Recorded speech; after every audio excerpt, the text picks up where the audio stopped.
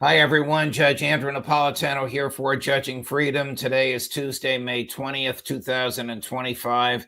Ambassador Charles Freeman will be here with us on why this panic over China, and, of course, the latest developments in the Middle East and in Ukraine. But first, this. While the markets are giving us whiplash, have you seen the price of gold? It's soaring. In the past 12 months, gold has risen to more than $3,000 an ounce. I'm so glad I bought my gold. It's not too late for you to buy yours. The same experts that predicted gold at $3,200 an ounce now predict gold at $4,500 or more in the next year. What's driving the price higher? Paper currencies. All around the world, they are falling in value. Big money is in panic as falling currencies shrink the value of their paper wealth. That's why big banks and billionaires are buying gold in record amounts. As long as paper money keeps falling, they'll keep buying, and gold will keep rising. So do what I did. Call my friends at Lear Capital. You'll have a great conversation, and they'll send you very helpful information.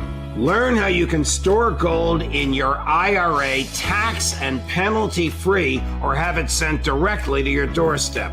There's zero pressure to buy, and you have a 100% risk-free purchase guarantee. It's time to see if gold is right for you. Call 800-511-4620, 800-511-4620, or go to LearJudgeNap.com and tell them your friend the judge sent you. Ambassador Freeman, my dear friend, welcome here. Thank you very much. Before we get to your field of expertise, which is China, you have many fields of expertise. The Trump-Putin telephone call yesterday, do you think the American side understands the Russian mentality? Do you think Rubio, Witkoff, the president himself, grasp that the Russians will not stop fighting in order to negotiate, that they believe in negotiating while the war continues? I think they're finding that out. I'm afraid that we entered this effort to make peace in Ukraine with a lot of misunderstandings, self-inflicted, because we've had a ferocious information warfare campaign going on. And all sorts of motivations and objectives have been attributed to the Russians, which basically exist only in our imagination. So we're basically negotiating with our image of Russia rather than with Russia itself, or at least that's how we started. I think Mr. Witkoff is learning as he talks to Mr. Putin. Yes, President Trump did too yesterday when he talked to President Putin. But basically, the Russians have been very consistent for actually decades before we called their bluff on their ultimatum. They demanded negotiations. We refused. They then made good on their ultimatum, which was to invade Ukraine. So we need to come to grips with the reality that, first of all, the Russians' objectives have been to protect Russian speakers in Ukraine, which they've now done by seizing most of the 4 oblasts where Russian-speaking majorities have existed. They want to restore Ukraine to the neutrality which it declared when it was independent, when it became independent, and on the basis of which they recognized Ukraine. And they want a broad discussion with Europeans and Americans about the new order in Europe that would not threaten them and not have Europeans fear that they threaten Europeans. So these are the objectives. The Russians are winning this war. Ukraine is not vanquished, but those who are losing very naturally want ceasefires. We've focused on that. The Russians are not interested in a ceasefire. They want to achieve the objectives they've spelled out repeatedly. And if we're going to get a peace in Europe and in Ukraine, we're going to have to address their agenda. That doesn't mean we accept every point of it, but it means that we have to acknowledge that they have these objectives and they're not going to give them up. You know, President Putin made it very clear that the Americans need to understand and the Russians want to address the root causes of the war, while President Trump has been saying, it's not my war. All right. Here's cut number 9, President Trump, not my war. And then cut number 8, Chris, right following, Russia's ready to work on Ukraine, but you have to understand the root causes. This was not my war. This is not a war that would have happened if I were president. This is not my war. I'm just here to try and help. We've spent hundreds of billions of dollars on this war, and yet that's not, frankly, we made much more than that just in 4 days in the Middle East. It's a lot of money, but we do much. This is about thousands of people dying every single week. 5,000, 6,000 people dying every single week. You know, these soldiers, they say goodbye in Ukraine and in Russia, and then their parents never see them again, except maybe in pictures of horrible scenes, because I've seen some scenes, I've never seen anything like it. So we're going to see if we can get it taken care of. Yep. The President of the United States and I agreed that Russia can and is ready to work with Ukraine on a memorandum on the possible eventual future peace treaty by addressing a number of provisions, including we need to set forth the principles and the deadlines for achieving a peace deal, and this includes the possible cessation of hostilities for a specific period of time if we reach specific agreements. This gives us hope that overall we're headed in the right direction. This was a very constructive conversation. I think that both Russia and Ukraine must do everything to contribute to peace, and they must find the compromises that would suit all the parties involved. I would like to say that overall, Russia's position is clear.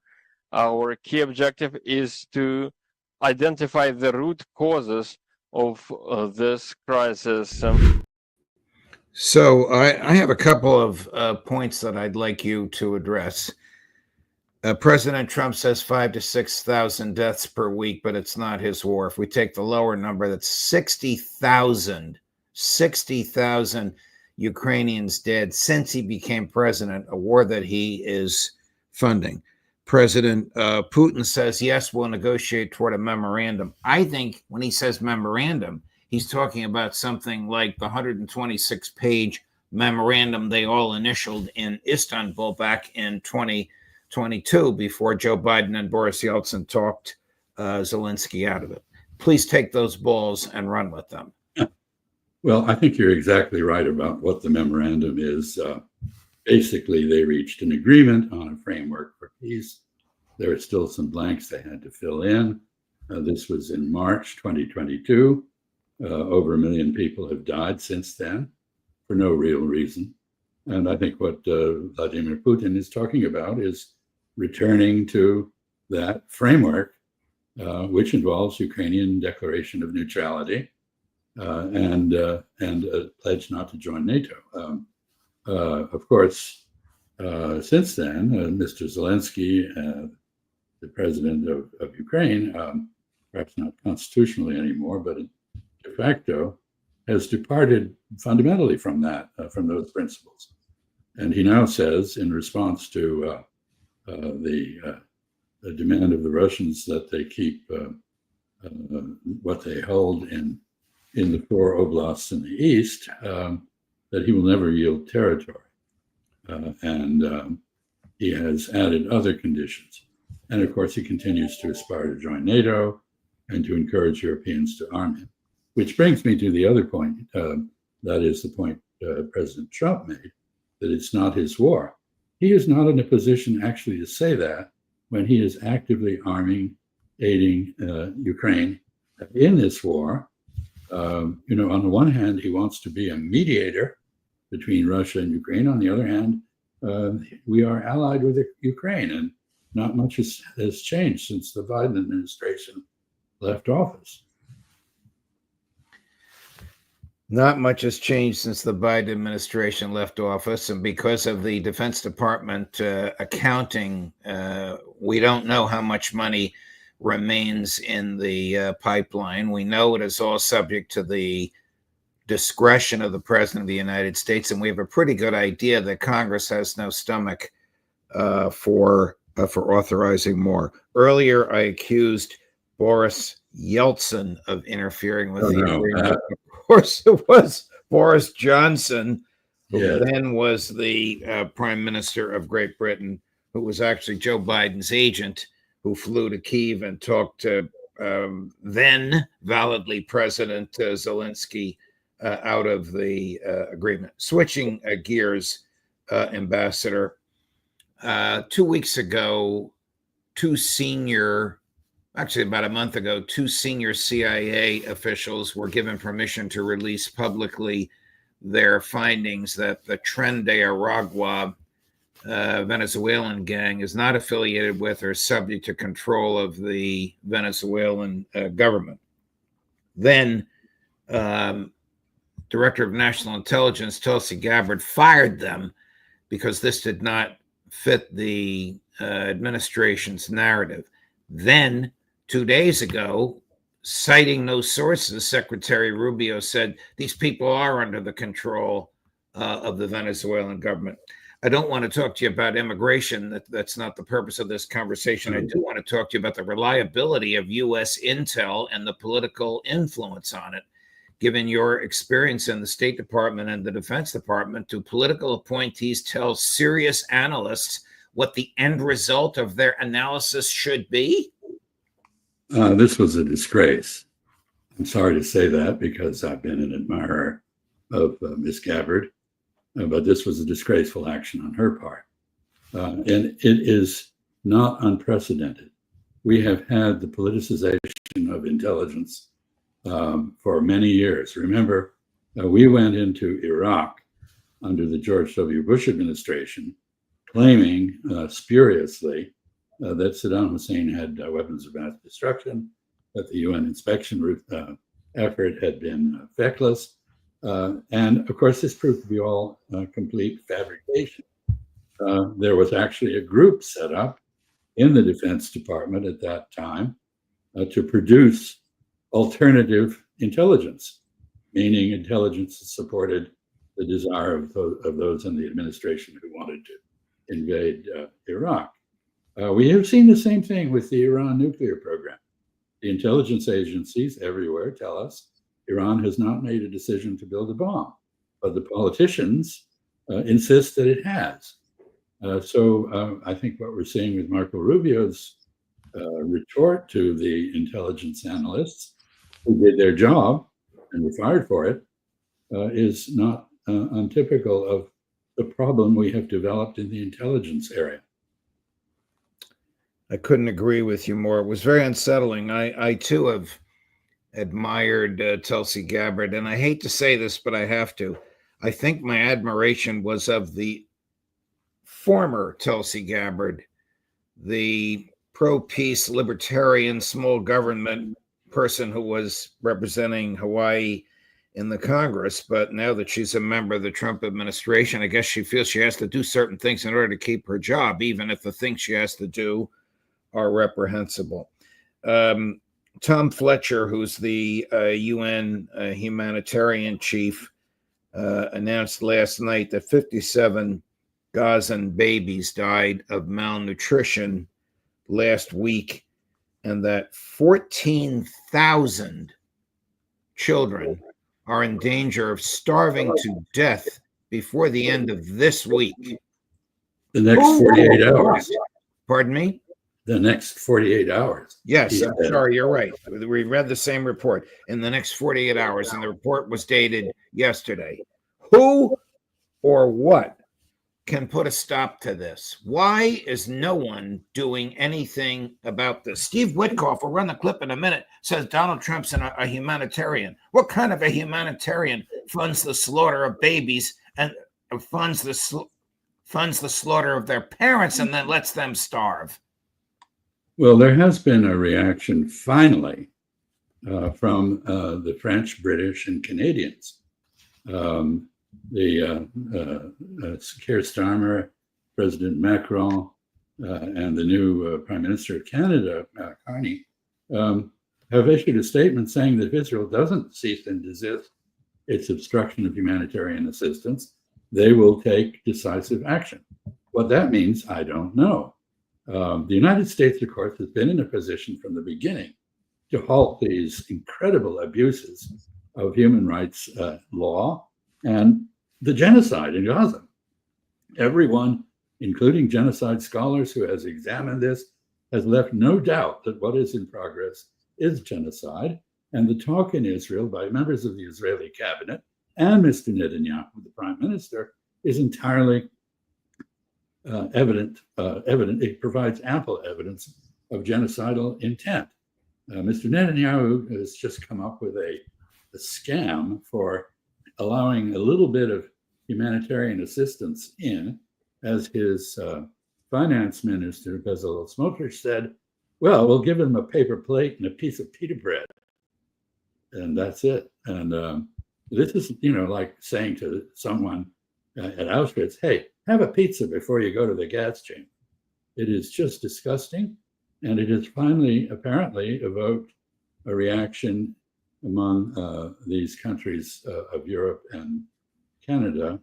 And that, in a sense, is a triumph for Saudi diplomacy, because the Saudis have been working with the French to put together a conference to explore ways of achieving self-determination for the Palestinians sometime early this summer, in June, I believe.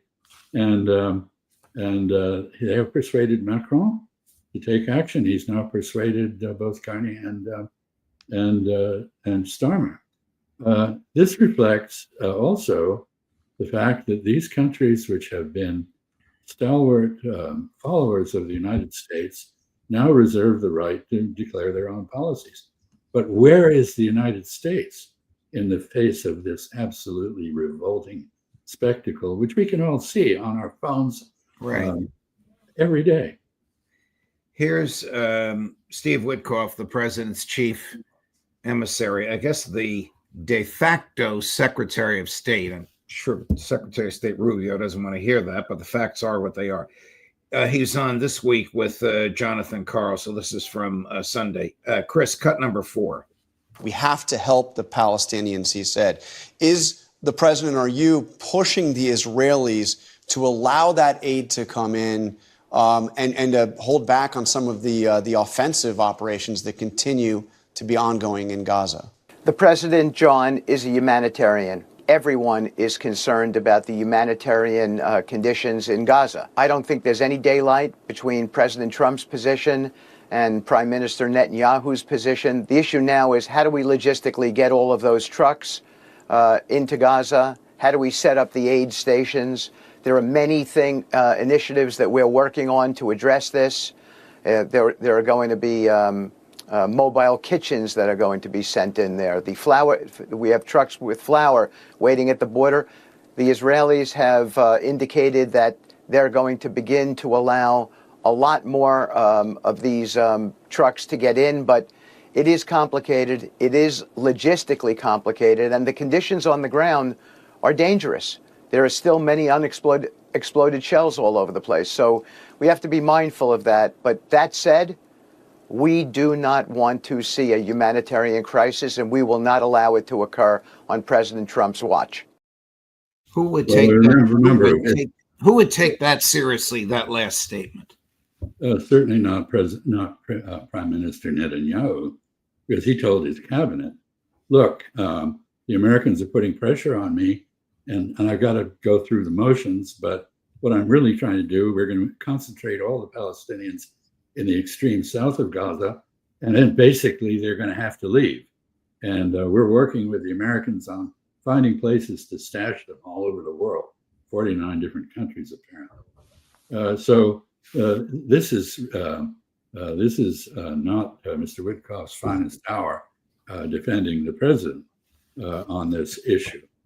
So that is the background there. And the second point is, this talk about it's difficult to organize humanitarian relief and so on. There is an organization called UNRWA, which managed all this until the Israelis declared it to be anti-Semitic and barred it from doing so. 200 NGOs, non-governmental organizations, and the UN humanitarian people have all condemned the scheme that Mr. Witkoff talked about, which basically involves entrusting the Israeli military, perhaps in partnership with American security guards, civilian security guards, ex-military, distributing food. Well, this is a mechanism to control people. They come, you would ID them. If you don't think they're the right kind of people, you arrest them or kill them. It is the weaponization of humanitarian assistance, and it is absolutely unacceptable to the world, even if it may be acceptable to some in the United States and to just about everybody in Israel. Ambassador, switching gears before we go, in about an hour, we will be speaking with Patrick Lancaster, the American independent journalist who goes to all the hotspots around the world heretofore in Ukraine and in Russia. But today he's coming from India. What role, as you understand it, if any, did China play, or how, if at all, does China gain from the India-Pakistan conflagration? Well, China backs Pakistan for a very simple strategic reason. As long as Pakistan exists as an independent country, India does not exercise hegemony in South Asia. And of course, part of China, Tibet, is in South Asia. So China has an intense strategic interest in the region. In the recent war between India and Pakistan, the Chinese role was simply to have provided Pakistan with aircraft called the J-10C and anti-aircraft air-to-air missiles, which I think are called PL-15, which proved to be very effective in downing an alleged 5 Indian Rafale jets and, I guess, 3 Rafales and 2 Russian-built fighter jets.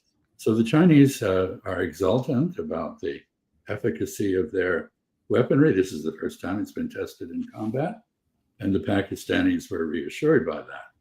But the Chinese have consistently urged in this war, they've not taken sides politically, they have urged the two sides to engage in dialogue and to negotiate a resolution of the problem.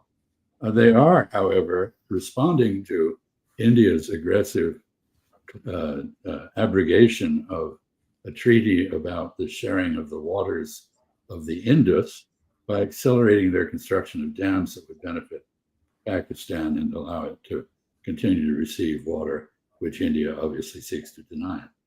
Is there a right and wrong in this India-Pakistan conflagration? I call it conflagration because it stopped the Pakistani or the Indian ambassador to Israel has become sort of a spokesperson for the Indian government, says we don't know or expect the ceasefire to last very long. Is there a right or wrong here? Is this just two neighbors hating each other? They've been fighting like this since 1948. The issue is Kashmir, which is majority Muslim. In 1947, when the two countries separated from each other, under the normal rules, Kashmir would have gone to Pakistan. However, it went to India because the ruler of Kashmir was Hindu, not like his subjects who were Muslim. They've been fighting about this ever since. It's on the UN docket as an issue to be discussed every year since 1947. There's been no resolution. Recently, the Indian government deprived Kashmir of its autonomy within the Indian Union and imposed direct rule on Kashmir. And the result is an acceleration and intensification of a longstanding insurgency by the Muslim population against the Indian army, which garrisons and occupies much of Kashmir. Kashmir is actually divided between the part that is part of Pakistan and the part that is part of India. There's no resolution of this apparently possible, and it sits there as a poison pill in the relationship between Islamabad and New Delhi, and constantly causes issues. In this case, there was an insurgent attack which murdered, I think, 26 people in Kashmir. The Indians attributed this entirely to Pakistan. I don't know whether that's true or not, but it's plausible. And anyway, they took advantage of the crisis that occurred to punish Pakistan in multiple ways, and to do so in the end with the use of force, to which Pakistan has responded. Ambassador, thank you very much. Thanks for allowing me to pick your brain on a variety of topics. Thanks for accommodating my schedule today. Much appreciated. Have a nice holiday weekend coming up, and we'll look forward to seeing you next week, Ambassador. Thank you. Thank you. And coming up later today, the aforementioned Patrick Lancaster, who is in India at 10 o'clock here. At 11 o'clock, my old pal since I was an undergraduate in college, the one, the only, the great Ralph Nader. At 2 o'clock, Colonel Douglas McGregor. At 3 o'clock, Colonel Karen Kwiatkowski. Judge Napolitano for Judging Freedom.